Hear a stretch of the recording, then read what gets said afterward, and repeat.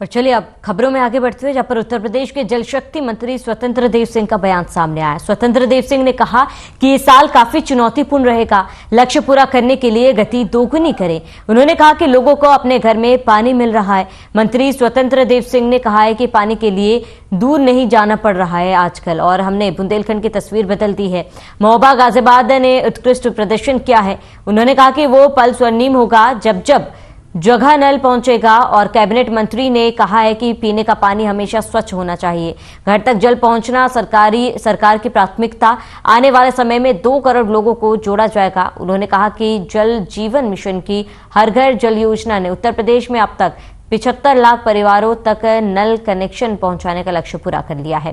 स्वतंत्र देव सिंह ने कहा है कि 2024 तक हर घर में नलकूप और शुद्ध जल की व्यवस्था पूरी कर ली जाएगी, जिसको लेकर गांव में महिलाओं को पानी की जांच करने के लिए ट्रेनिंग दी जा रही है। उन्होंने कहा कि सभी के मन में काम करते समय एक भावना होनी चाहिए कि मैं काम करता हूं, राष्ट्रवाद के लिए काम करता हूं, गरीब कल्याण के लिए काम करता हूं, और इसीलिए गरीब को पानी पहुंचाने के लिए काम करना एक पुण्य का काम है।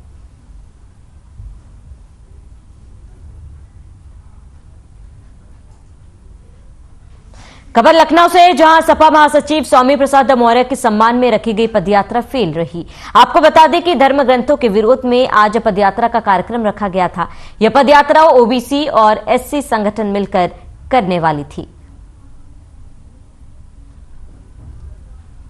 तो भारी पुलिस फोर्स देकर पदयात्रा फेल हो गई। सपा महासचिव की पदयात्रा फेल हुई है, जहां पर आपको बता दें कि पुलिस फोर्स देखकर यह पदयात्रा को रोक दिया गया। धर्म ग्रंथों के विरोध में कार्यक्रम था और विरोध प्रदर्शन किया जाना था, लेकिन पदयात्रा को रोक दिया गया।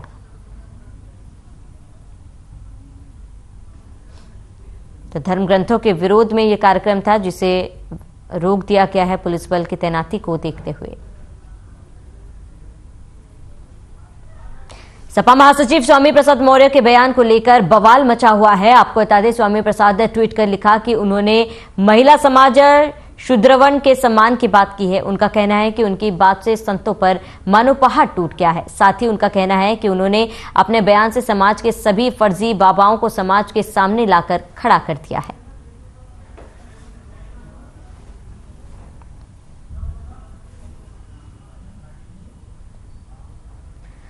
अमरोहा नगर के रहने वाले युवा चित्रकार जुहेब खान ने दीवार पर प्रधानमंत्री नरेंद्र मोदी और वित्त मंत्री और किसान का कंधे पर हल रखकर चित्र बनाया। आपको बता दें कि आज के आम बजट को लेकर अपनी उम्मीदों को तस्वीरों के माध्यम से जाहिर किया गया है।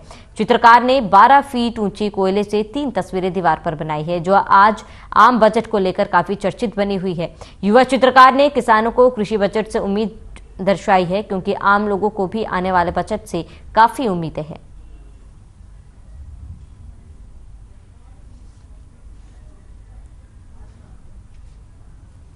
मैं समय समय पर समाज में घटित घटनाओं पर चित्र बनाता हूं। मैंने आज कोयले से एक 12 फीट का चित्र तैयार किया है, जिसमें किसान को दिखाया है बजट की तरफ देखते हुए, मोदी जी की तरफ देखते हुए और निर्मला सीतारमण जी की तरफ देखते हुए। किसान को उम्मीद है कि ये बजट शायद कृषि के क्षेत्र में बहुत कुछ आगे नया लेकर आए। वहीं बांदा में तेज रफ्तार का कहर देखने को मिला, जहां पर एक तेज रफ्तार ट्रक और बाइक की भिड़ंत देखने को मिली, जिसके बाद बाइक सवार दोनों लोग गंभीर रूप से घायल हो गए। स्थानीय लोगों ने घायलों को जिला अस्पताल पहुंचाया, जहां डॉक्टर ने एक युवक को मृत घोषित कर दिया और दूसरे को प्राथमिक उपचार के लिए भर्ती कर लिया है। वहीं घटना के बाद से मृतक के परिजनों में कोहराम मचा हुआ है और स्थानीय लोगों ने पुलिस को इसकी सूचना दी, जिसके बाद फरार ट्रक ड्राइवर को पुलिस ने हिरासत में ले लिया।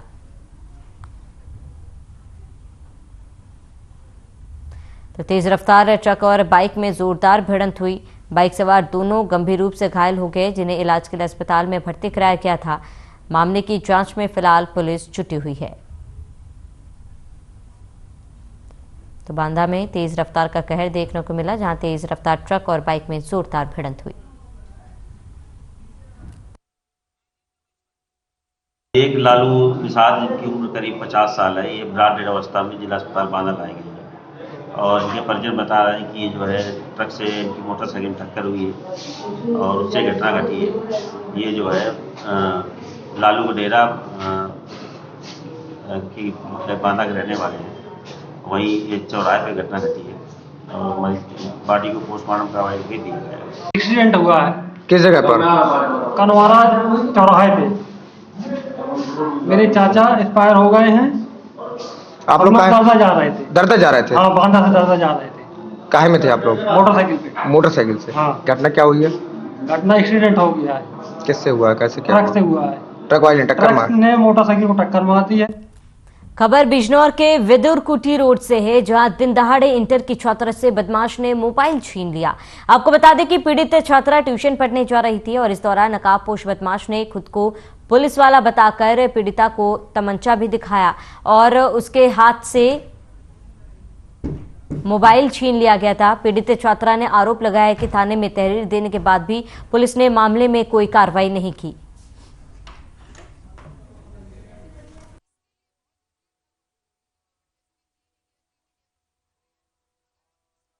कहाँ जा रही थी? मेरी बेटी 12th क्लास में है और ये ट्यूशन पढ़ने जा रही थी। घर से जैसे ही निकली सुबह 6:45 बजे तो ये इधर आई। इधर आने के बाद कोई पीछे से ये इसने बताया कि पीछे से कोई स्कूटी वाला आया। ये है बिदुरकुटी रोड। हाँ, बिदुरकुटी रोड है जी। मैं ट्यूशन जा रही थी सुबह करीब 6:45 बजे के लगभग। तब अकेली जा रही थी पैदल।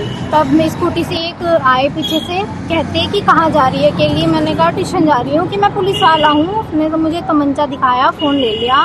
कहता कि कहाँ से हो। मैंने कहा बिजनौर से। कि नहीं सच बताना कहाँ से हो। फिर मैं वहाँ से भाग गई। कहते कि वो ट्रक के पीछे चली जा चुपचाप।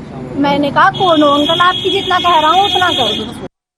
कापुश बदमाश ने तमंचा दिखाकर छात्रा से मोबाइल लूट लिए और अपने आप को पुलिस वाला बताकर इस घटना को अंजाम दिया गया। तो दिन दहाड़े आपको बता दें कि एक छात्रा से मोबाइल लूट लिया।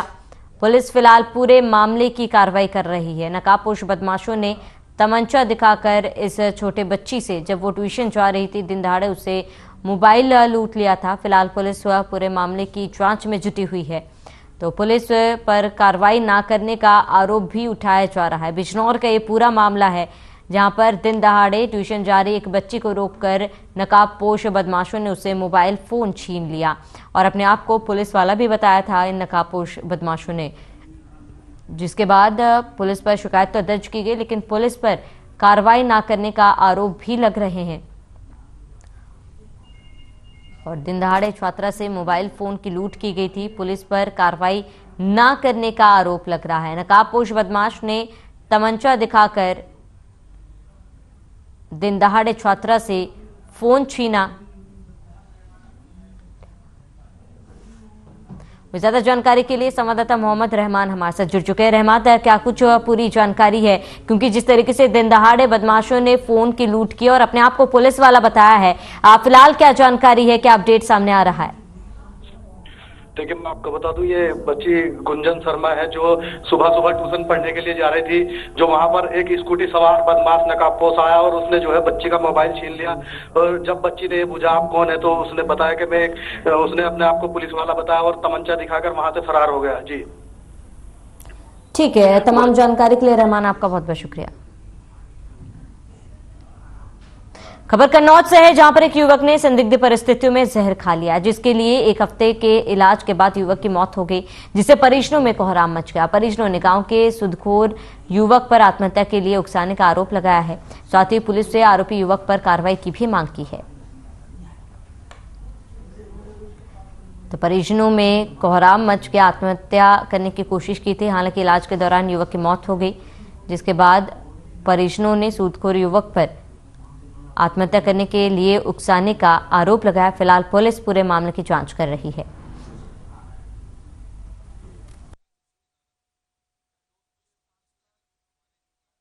मेरे भाई को लगभग कई दिनों से कुछ लोग परेशान कर रहे थे, जिसमें एक हमारे इनके गांव का गांगी नगला निवासी, ग्राम गांगी नगला, पोस्ट कसावा, जिला कन्नौज, थाना छिबरामऊ का एक विक्रम नाम का लड़का, जो कि 5,000 रुपए देके 10,000 रुपए की वसूली करता है। और इसी तरीके से हमारे भाई से लगभग 20-20 हजार के 40-40 हजार रुपए वसूल किए। ये सट्टे खिलवाने का काम करवाता है।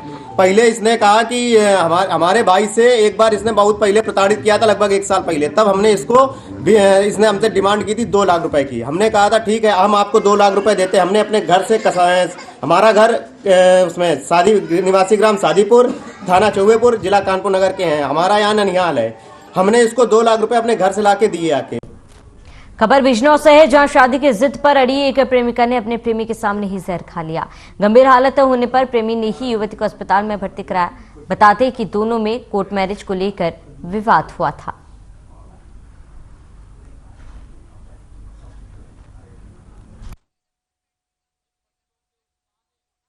मेरे से शादी हो रही थी इनकी जी। कुछ बात हो गई थी तो मैंने मना कर दी थी जी।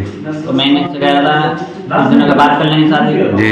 इनका कहना मतलब ये था हाथ कोर्ट में नहीं करो। अच्छा मैं आज कहाँ से करता कोर्ट में। अच्छा ये माने नहीं। हाँ फिर मैं बड़ा कोर्ट में छोड़ने जा रहा था जी। तो फिर बस में उठाने गाड़ी में बैठी थी पीछे खाड़ी दवाई। हाँ दवाई कौन सी खाई? वो क्या नाम है जो उर्दू में दवाई लगता है। अच्छा कीटनाशक। अब कैसी स्थिति है, कहाँ है? हिस्ट्री है, अननोन पोजन लिया है अबाउट से 4 to 5 ईयर अर्लियर इसने जी के अंदर ही लिया है जी।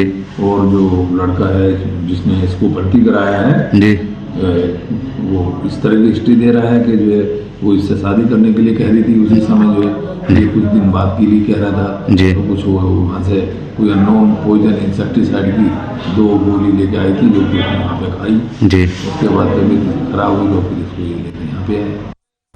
वहीं बिजनौर में आज सड़क सुरक्षा माह के अंतर्गत पुलिस अधीक्षक दिनेश सिंह के निर्देशन में क्षेत्राधिकारी यातायात की ओर से जागरूकता अभियान चलाया गया।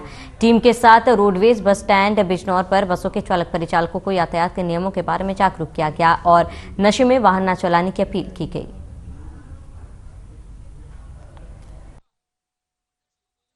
सरकारी सबको तनख्वाह मिलती है, ठीक है ना। और बाहर में जाके सरकारी नौकरियों की कितनी किल्लत है, आप लोग अच्छी स्थिति में और एक नैतिक जिम्मेदारी भी मिली हुई है। पूरा आप आगे बैठे रहते हो और पूरी सारे के सारे जीवित व्यक्ति सब बैठे रहते हैं। एक लापरवाही करोगे सब इस बीच गोरखपुर से एक बड़ी जानकारी, गुलेरिया पुलिस को बड़ी सफलता हाथ लगी। नर्सिंग होम संचालक सुभाष निषाद गिरफ्तार हुआ है। कई सालों से अवैध तरीके से नर्सिंग होम चला रहा था सुभाष। अस्पताल में इलाज के दौरान महिला की मौत हो गई थी, जिसके बाद आरोपी के खिलाफ मामला दर्ज किया गया था। तो गोरखपुर पुलिस को एक बड़ी कामयाबी हाथ लगी है। अस्पताल में इलाज के दौरान एक महिला की मौत हुई थी, जिसके बाद शिकायत दर्ज की गई थी। लगातार पुलिस ने कार्रवाई की और आरोपी को गिरफ्तार किया। बड़ी जानकारी, अहम खबर आपको बता रहे हैं, जहां नर्सिंग होम संचालक सुभाष निषाद को गिरफ्तार किया। कई सालों से आरोपी पर कार्रवाई करने की जुगत में पुलिस जुटी हुई थी और पुलिस को बड़ी सफलता हाथ लगी। नर्सिंग होम संचालक को पुलिस ने आखिरकार गिरफ्तार कर लिया। कुशीनगर में बिहार से पहुंची पवित्र शालिग्राम शिला का भव्य स्वागत किया गया। साथ ही कड़ी सुरक्षा और प्रशासन की देखरेख में शालिग्राम शिला को लाया गया और इस दौरान राष्ट्रीय राजमार्ग श्रद्धालुओं की भीड़ से भरा रहा। बताते कि नेपाल में गंडकी नदी से लाया जा रहा था शालिग्राम पत्थर कुशीनगर से गुजरकर अयोध्या जाने वाला है, जिसकी जानकारी मिलते ही सायंकाल NH 28 राजमार्ग पर शालिग्राम शिला के दर्शन के लिए हजारों लोगों की भीड़ उमड़ पड़ी और लोगों ने दर्शन कर जय श्री राम के नारे लगाए।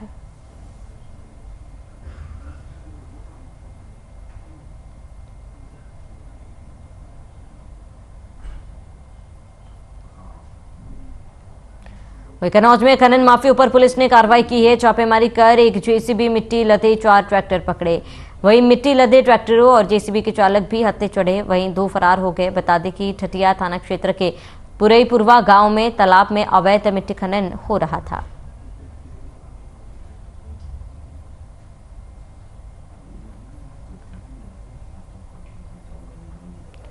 और चलिए इसी के साथ इस बुलेटिन में फिलहाल मेरे साथ इतना ही। देश और प्रदेश की तमाम बड़ी खबरों के लिए आप बने रहिए हमारे साथ।